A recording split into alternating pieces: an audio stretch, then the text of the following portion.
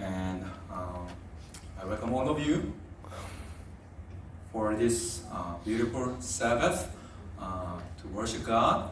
God gave us another new month, and God gave us first Sabbath of August. So some of our members had a summer vacation. I think this week is a peak week of summer vacation.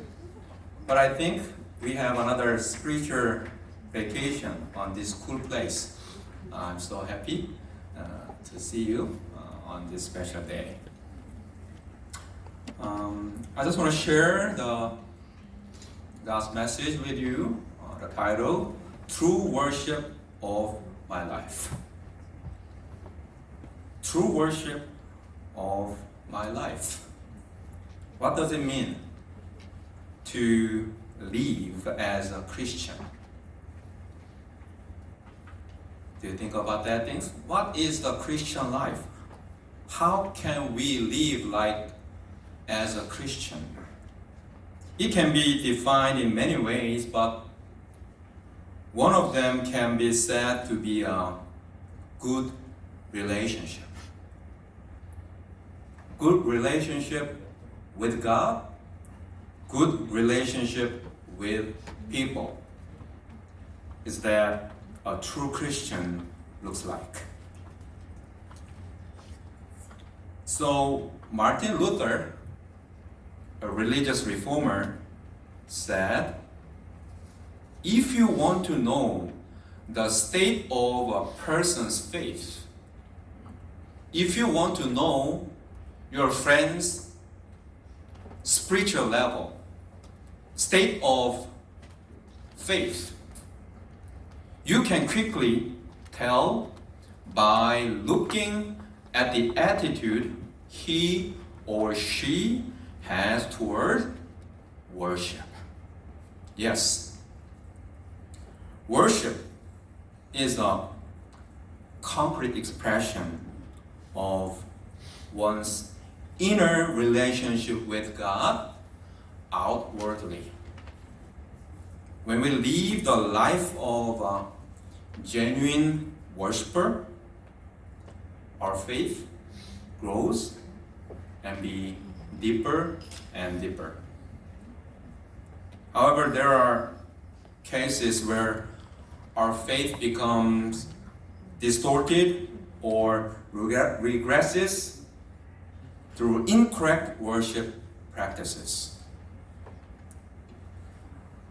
Our faith does not mean that we suddenly become sanctified and holy from the moment we repent and come to God. We, the Adventists, believe that Christian life is sanctified and matured through daily spiritual training for our lifetime. But worship is very core element of our Christian life.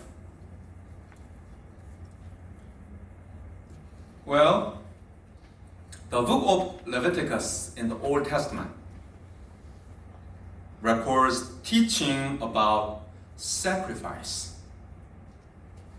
What is the sacrifice? Sacrifice is a form of worship in the Old Testament. So sacrifice is worship. So chapter 1 of Leviticus records burnt offering. The burnt offering is olah in Hebrew. Olah. Olah. Korean is very similar. Olah. But Hebrew is olah. Which means burn it and then the smoke is lifting up and up. Olah, olah, like that. So the characteristic of this offering is that the sacrifice is completely burned without any trace of it remaining. Burnt offering. It means not only offering an animal, but also offering himself completely to God. Not just animal, but also himself, worshiper. It is through self-denial before God and a complete reliance to God. That's the burnt offering. Let's read some verses in the first chapter of Leviticus, verse 3. If his offering is a burnt offering from the herd, he shall offer a male without blemish. He shall bring it to the entrance of the tent of meeting, that he may be accepted before the Lord. The herd. Verse 10.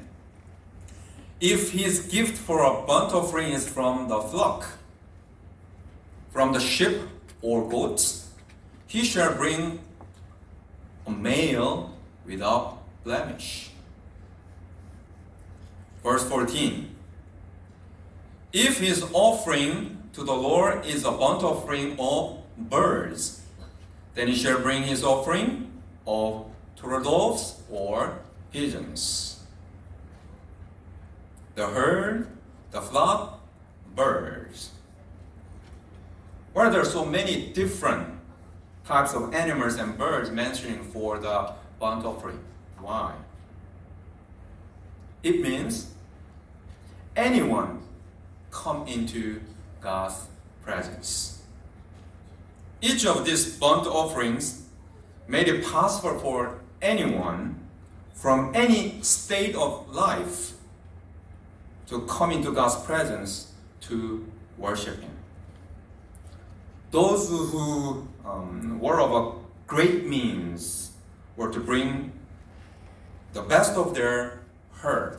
Rich person, they can bring the big cow, the herd. Those who did not have such an asset to give could come and bring the best of their flock, sheep or goat, smaller than cow or big animal. Those who had neither in their positions could bring a small bird, particularly a dove or pigeon, as an offering, burnt offering to the Lord. So the herd, the flock, birds, the lesson here is that God provides a way for everyone to worship Him, from children to youth or to senior adults. No matter who you are, young or old, rich or poor, there is something that you can give. God made a way for all to come into God through the sacrifice that Jesus made on the cross. That is the church. That is the place to worship. It does not matter who you are, an invitation into God's family is available to all. That's why we can find these Bible verses in the first chapter of Leviticus. Let's look at these verses once again. Verse 3. If his offering is a burnt offering from the herd, he shall offer a male without blemish.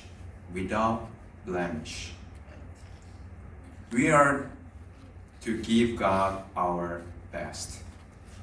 The offering had to be without blemish. It had to be pure. The principle is here that the offering had to be the very best they could offer.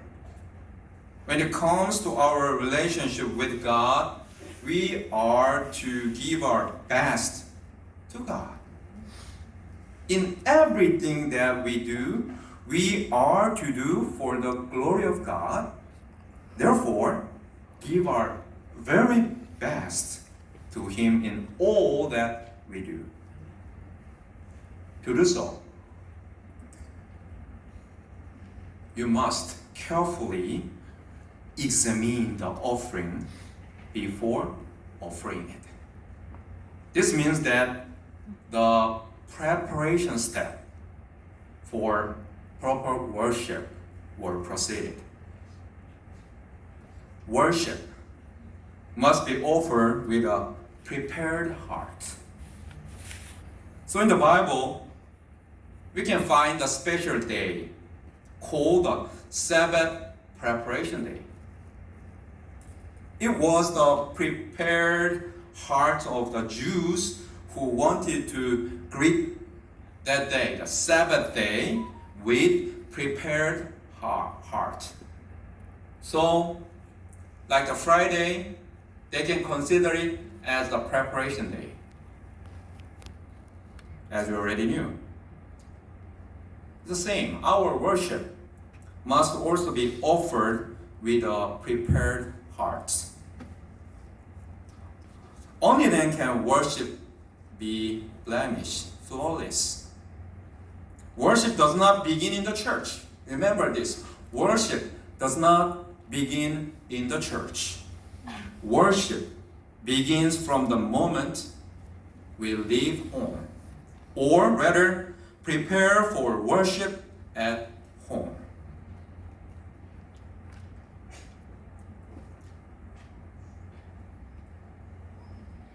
Another verse 3, B, he shall bring it to the entrance of the tent of meeting, that he may be accepted before the Lord.